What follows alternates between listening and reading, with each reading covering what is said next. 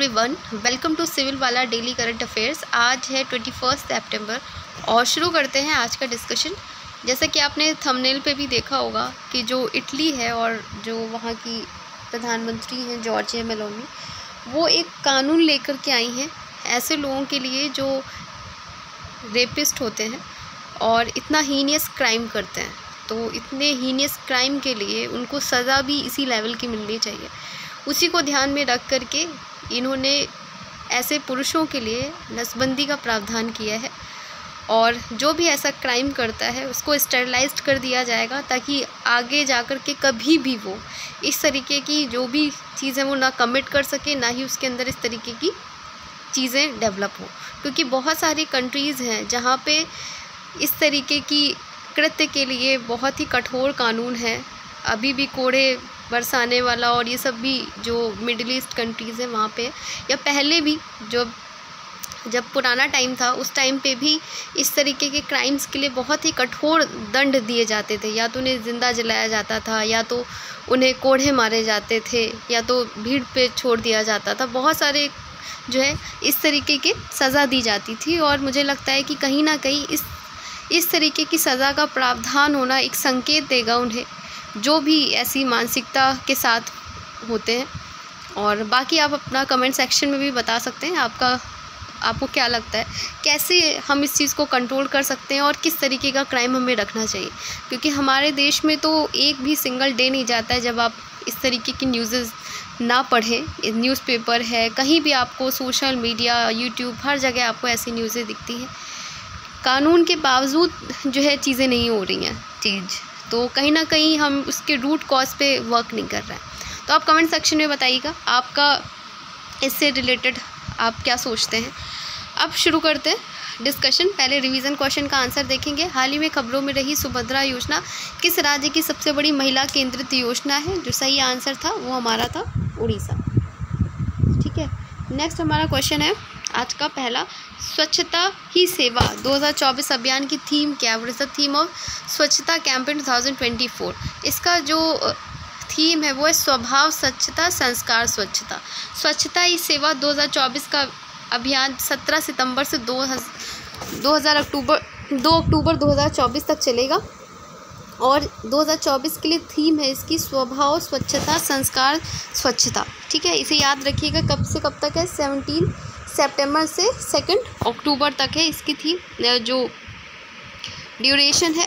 और यह अभियान पूरे देश में चुनौतियों भरे उपेक्षित कचरा क्षेत्रों को लक्षित करते हुए बड़े पैमाने पर स्वच्छता अभियान पर केंद्रित होगा। यह अभियान सफाई कर्मचारियों के योगदान को पहचानता और सम्मानित करता है। और राष्ट्रपति द्रौपदी मुर्मू ने 19 सितंबर 2024 को मध्य प्रदेश के उज्जैन में आयोजित सफाई मित्र सम्मेलन में शामिल हुई थी। तो ये याद रखिएगा, सारी जो इन्फॉर्मेशन है सब इम्पॉर्टेंट है।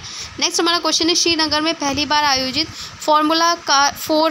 फार्मूला 4 कार रेसिंग प्रदर्शन कार्यक्रम किस झील के किनारे हुई? तो सबसे पहले तो आपसे पूछ लेंगे कि पहली जो फार्मूला 4 कार रेसिंग जो प्रदर्शन हुई है वो कहाँ पे हुआ है? तो श्रीनगर में हुआ है। सेपरेट क्वेश्चन बन सकता है। और ये कहाँ हुआ है? डल झील के किनारे। तो कश्मीर में विश्व प्रसिद्ध डल झील के किनारे रविवार को पहली बार फार्मूला 4 कार रेसिंग प्रदर्शन कार्यक्रम आयोजित किया गया। इस कार्यक्रम का उद्देश्य स्थानीय लोगों और मोटर स्पोर्ट प्रशिक्षकों को कुंभबंद कर दिया है।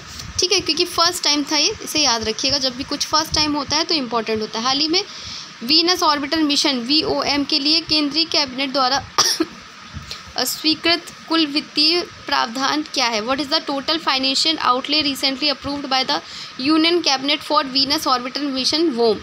तो इसका जो सही आंसर है वो है 1236 करोड़ रुपीज़।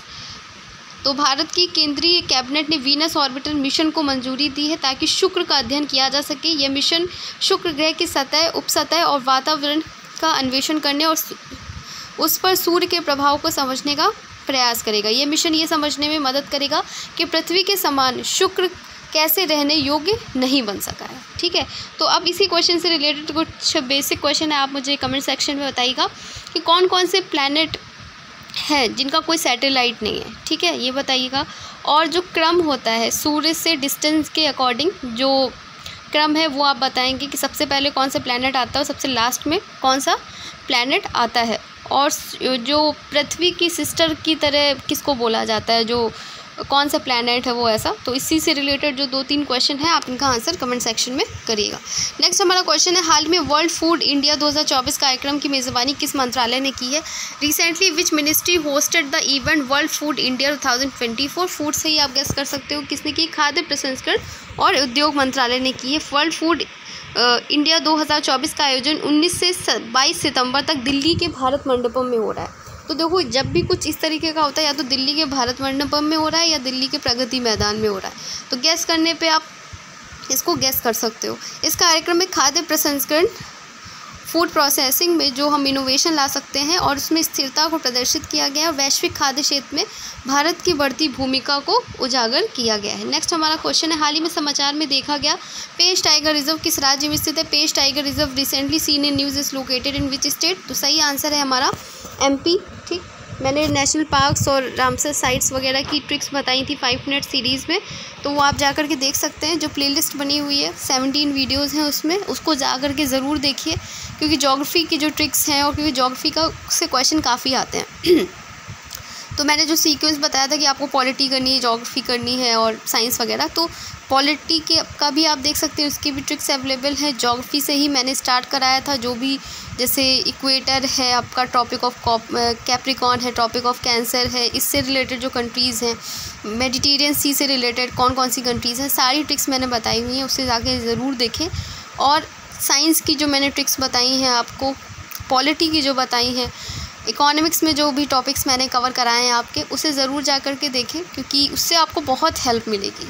ऐसे क्या होता है कि हम खुद से ट्रिक्स नहीं बना पाते हैं कई बार, तो अगर आपको बनी बनाई चीज़ें मिल रही हैं तो उसका यूज़ करिए।